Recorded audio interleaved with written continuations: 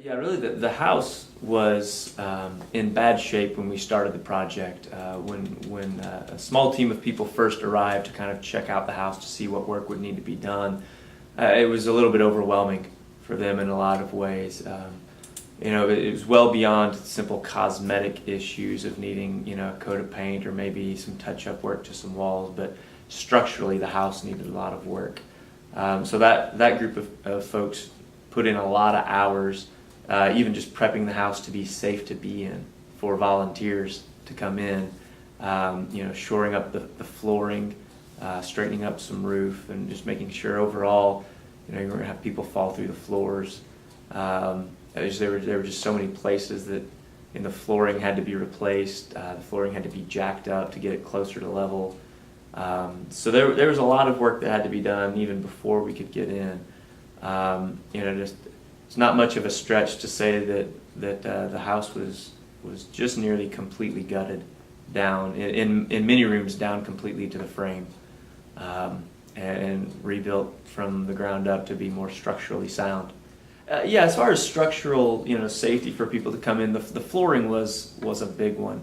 In addition to being very unlevel, when you do a remodeling project, a lot of the finish work in a house can conceal a lot of troubled spots. So a floor that maybe looks like it's in okay shape, once you start to peel back the carpeting or the flooring, you start to find damage.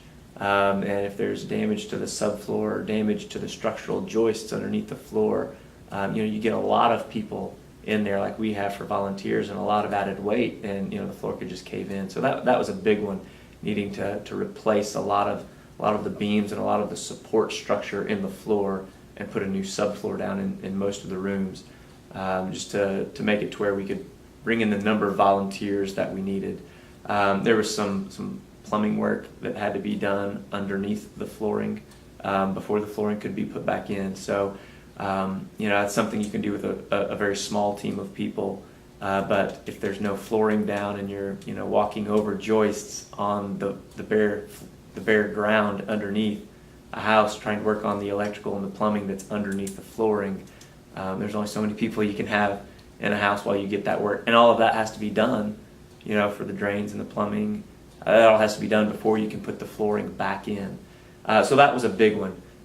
During that time, there's also some work done to the roof. There was some substantial sag to the roof that had to be jacked up and added supports put up in the roof. And so there were a lot of jobs like that were either unsafe for a large amount of people to be in the house, or were just things that really just took some time with a smaller group of people to get that done. So there was a group of people that took a couple of weeks just prepping the house to be ready for volunteers to come in and do the bulk of the hours that needed to be put into the house.